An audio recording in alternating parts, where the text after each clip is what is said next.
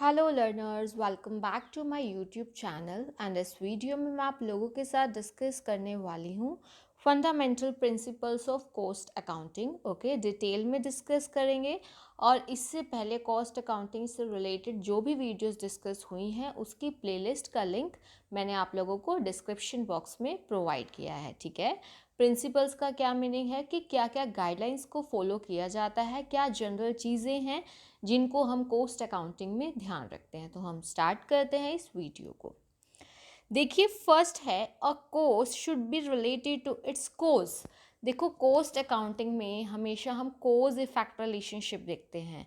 अगर कोई कॉस्ट हुई है तो किस वजह से हुई है, ये चीज़ प्रॉपर देखी जाती है। ठीक है, a cost should be related as closely as possible to its cost for recovering an item of cost to the product, चाहे वो किसी प्रोडक्ट से रिलेटेड हुई है, जॉब, प्रोसेस और अ कॉस्ट सेंटर। ठीक है, the effect of an item of cost on the various products, departments or process should be established before it is charged to that product or cost center। ठीक है, यानी कि हमें, आपने सुना होगा, कोस्ट को एलोकेट करते हैं, एब्जॉर्प्शन किया जाता है, अपॉर्शनमेंट किया जाता है, ये चीज़ों का ध्यान रखना होता है। ठीक है, the cost are collected and analysed according to their nature. उनके नेचर के अकॉर्डिंग उनको हम लोग कलेक्ट करते हैं, एनालाइज करते हैं और उनको एलोकेट और अपॉर्शनमेंट उनका करते हैं on the basis of cause relationship.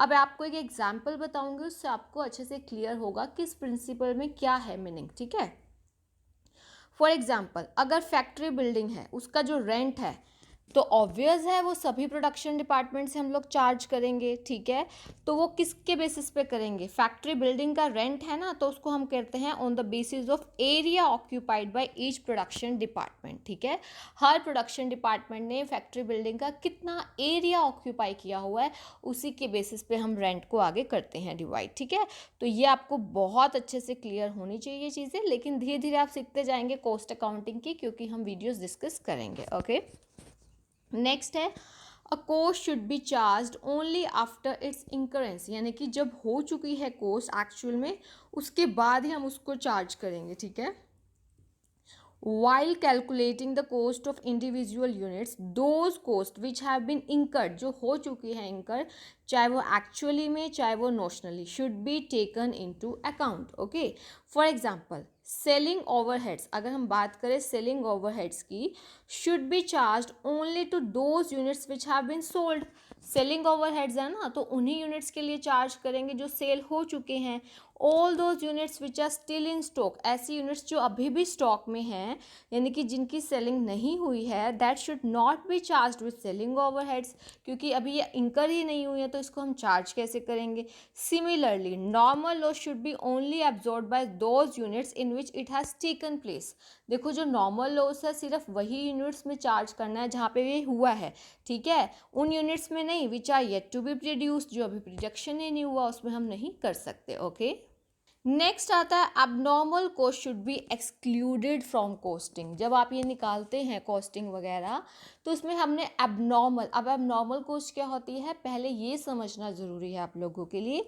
तो अब देखो, कोई भी लॉस, एबनॉर्मल मतलब जो नॉर्मली नहीं होता है, जैसे कि लॉस ड्यू टू एक्सीडेंट हो गया, फायर, थेफ्ट, राइट्स यानी कि चोरी वगैरह, कोई दंगा फसाद, इस वजह से अगर कोई हमारा लॉस हुआ है तो वो एबनॉर्मल लॉस होता है।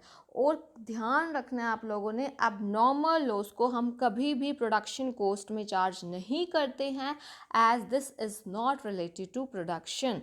The inclusion of abnormal loss in the cost of production would distort cost figure. अगर हमने एबनॉर्मल लॉस को इंक्लूड किया कॉस्ट ऑफ प्रोडक्शन में, तो वो कॉस्ट फिगर को डिस्टॉर्ट करेगा, मैनेजमेंट को मिसलीड करेगा। ठीक है, for this reason only normal cost incidental to production, यानी कि नॉर्मल कॉस्ट जो प्रोडक्शन से रिलेटेड है वही चार्ज की जाती है पर प्रोडक्ट, जॉब या कॉस्ट सेंटर से रिलेटेड, ना कि एबनॉर्मल कॉस्ट लॉसेज या फिर abnormal cost. This is the reason. ध्यान रखना, जो एबनॉर्मल लॉसेज है फिर उनका क्या ट्रीटमेंट होता है। जो एबनॉर्मल लॉसेज हैं, ये मेन मैं हाईलाइट कर रही हूँ, abnormal losses are transfer to costing P&L account.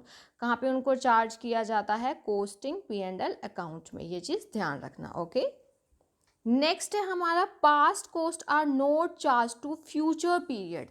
Generally ऐसा होता है। अब देखो पास्ट कॉस्ट क्या है, ऐसी cost from which no more benefit is to accrue, यानी कि उसका बेनिफिट हम ले चुके हैं, अब फ्यूचर में उसका कोई बेनिफिट नहीं मिलने वाला। For example a cost item which was incurred in the year 2021 में हुई, which is yet not to be charge from the cost of production from the product of the year 2021 से related थी वो, और उसी ईयर से उसका benefit था, तो अब 22 में उसका बेनिफिट हमें नहीं मिलने वाला। ठीक है, it will be unnecessary distort the cost of production, और ये रॉन्ग डिसीजन हो सकते हैं मैनेजमेंट के द्वारा regarding the product cost centre और efficiency of the department. But एक चीज़ ध्यान रखना, अगर ऐसी आइटम है एक्सपेंडिचर की पास्ट में जिसका बेनिफिट हमें फ्यूचर में मिलने वाला है, बस मेन चीज़ ये ध्यान रखना, अगर कोई कॉस्ट आपने पास्ट में इंकर की, इसका बेनिफिट फ्यूचर में आपको नहीं मिलने वाला है, तो हम उसको नहीं लेके जाएंगे। बट अगर मान लो ऐसी कोई कॉस्ट है जिसका बेनिफिट आपको फ्यूचर में मिलने वाला है, फॉर एग्जांपल जैसा कि डेफर्ड रेवेन्यू एक्सपेंडिचर होते हैं, जैसे मैं हाईलाइट कर रही हूँ डेफर्ड रेवेन्यू एक्सपेंडिचर, जैसे कि एक्सपेंडिचर ऑन एडवर्टीजमेंट, इसका बेनिफिट आपको आने वाले कई सालों के लिए मिलने वाला है। ठीक है, तो ये वाला हम कर सकते हैं, it should be charge in future period. और the items of the past cost अगर हमने अनचार्ज रह गई हैं from the product of that period, हुआ उस प्रोडक्ट से रिलेटेड कॉस्ट पास्ट में, मतलब इंकर हुई है किसी पर्टिकुलर प्रोडक्ट से रिलेटेड कॉस्ट पास्ट में, तो लेकिन हमने उसको चार्ज नहीं किया, तो हम इसको ट्रांसफ़र कर देंगे costing P and L account में। कहाँ ट्रांसफ़र कर देंगे, costing P and L account में, with the note stating the reason, एक नोट डालेंगे रीज़न को स्टेट करते हुए। ओके, नेक्स्ट जो है हमारा, the concept of conservatism has no place in cost accounting. अगर आपको मैं फाइनेंशियल अकाउंटिंग की बात करूं, तो उसमें आपको ध्यान होगा एक प्रिंसिपल था हमारा कंजर्वेटिज्म का। उसका मीनिंग ये होता था कि आप पॉसिबल लॉसेस के लिए पहले से ही प्रोविज़न वगैरह बना के चलते थे, और आपका जो जैसे कि क्लोजिंग स्टॉक है, कॉस्ट प्राइस और market price whichever is less, उस पर दिखाते थे, बट वो होता था conservatism, playing safe. But cost accounting में ऐसा नहीं होता है। तो देखो पढ़ो, जो क्लोजिंग स्टॉक है is valued at cost price और market price whichever is less in financial account, ये हमने पढ़ा है कंजर्वेटिज्म में। But in cost account stock is valued at cost only. ध्यान रखना, कॉस्ट अकाउंट्स में जो हमारा स्टॉक है उसको कॉस्ट पे ही दिखाएंगे, ना कि हम देखेंगे कि कौन सा लेस है। ठीक है, there is no creation of secret reserve in the cost account. Financial account में हम लोग सीक्रेट रिजर्व क्रिएट करते हैं, बट कॉस्ट अकाउंट में कॉस्ट अकाउंट्स में सीक्रेट रिजर्व को क्रिएट नहीं किया जाता है।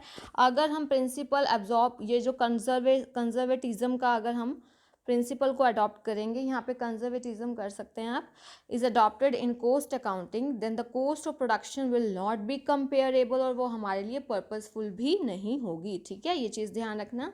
देखो, if a contingency is to be taken in cost account, अगर आपने कॉन्टिंजेंसी कोई हो सकती है जो, अगर वो कॉस्ट अकाउंट्स में लेनी है, then it should be stated and shown separately, तो इसको हम अलग से दिखाएंगे। ठीक है, a cost statement as far as possible gives facts, वो हमें फैक्ट्स देती है, कोई बायसनेस या फिर अलग से ऐसा कुछ भी नहीं होता है। WM हार्डर ने बोला है ऐसा स्टेटमेंट।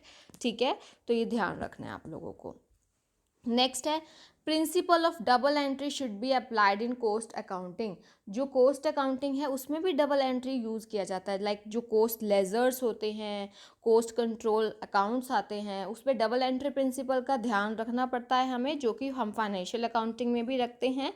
लेकिन जनरली आप जब कॉस्टिंग का पूरा पढ़ेंगे, उसमें हम ज़्यादातर कॉस्ट शीट्स का यूज़ करते हैं, कॉस्ट स्टेटमेंट्स का यूज़ करते हैं, कॉस्ट को फाइंड आउट करने के लिए, कॉस्ट कंट्रोल करने के लिए, और मैनेजमेंट को रिपोर्टिंग करने के लिए, ताकि वो डिसीजन ले सकें।